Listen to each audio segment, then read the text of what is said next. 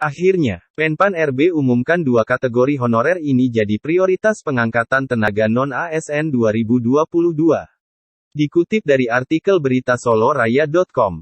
Upaya untuk mencari solusi penyelesaian honorer atau tenaga non-ASN akhirnya telah diupayakan oleh Abdullah Azwar Anas selaku Menpan RB saat rapat koordinasi di Jakarta pada Rabu, tanggal 21 September tahun 2022. Dalam upaya mencari solusi penyelesaian honorer tenaga non-ASN, Menpan RB mengajak bupati seluruh Indonesia yang tergabung dalam Asosiasi Pemerintah Kabupaten Seluruh Indonesia, APKASI. Menpan RB meminta dengan tegas agar para bupati selaku pejabat pembina kepegawaian, PPK, melakukan audit terhadap kebenaran data honorer atau tenaga non-ASN. Selain itu, Menpan RB juga meminta PPK agar mengirimkan surat pernyataan pertanggungjawaban mutlak, SPTJM, kepada BKN untuk penyelesaian honorer atau tenaga non-ASN.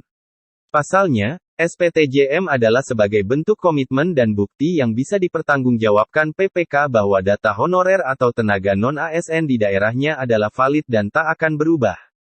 Dalam melaksanakan pendataan honorer atau tenaga non-ASN, Menpan RB mendorong agar pemerintah daerah dapat mengawasi dalam proses pendataan tersebut.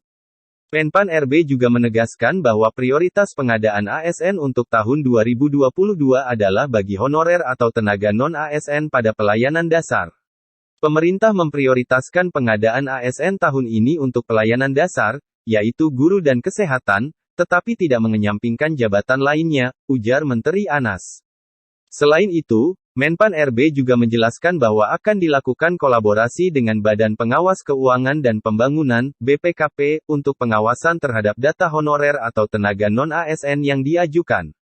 Akan ada audit data untuk memastikan data tenaga non-ASN yang dikirimkan sesuai yang disyaratkan, tegasnya. Selain APKASI, Kementerian PAN-RB juga turut merangkul Asosiasi Pemerintah Provinsi Seluruh Indonesia, APPSI, dan Asosiasi Pemerintah Kota Seluruh Indonesia, APEKSI.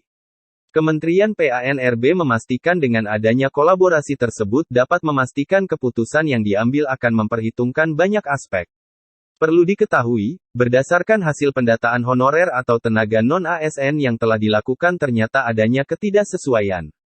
Hasil pendataan honorer atau tenaga non-ASN yang dilakukan oleh setiap instansi pusat dan daerah ternyata ada indikasi bahwa data yang diinput belum sesuai dengan surat Menteri PAN-RB yang berlaku. Sementara itu, Deputi Bidang SDM Aparatur Kementerian PAN-RB Alex Denny menjelaskan bahwa permasalahan honorer atau tenaga non-ASN akan menjadi prioritas utama untuk diselesaikan. Hal serupa juga disampaikan oleh Ketua Umum APKASI Sutan Rizka Tuanku Kerajaan bahwa akan terus mendukung setiap program dan kebijakan yang dikeluarkan Kementerian PAN-RB.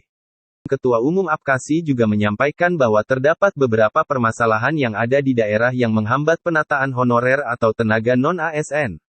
Jika kita buka formasi PPPK bagi daerah, maka perlu diperhatikan juga permasalahan anggarannya. Sebab di daerah sendiri telah dilakukan refocusing anggaran, ucap Ketua Umum APKASI Sutan Rizka Tuanku Kerajaan. Adapun permasalahan lainnya yaitu tidak sedikit honorer atau tenaga non-ASN yang tidak sesuai kualifikasi pendidikannya dengan syarat menjadi ASN.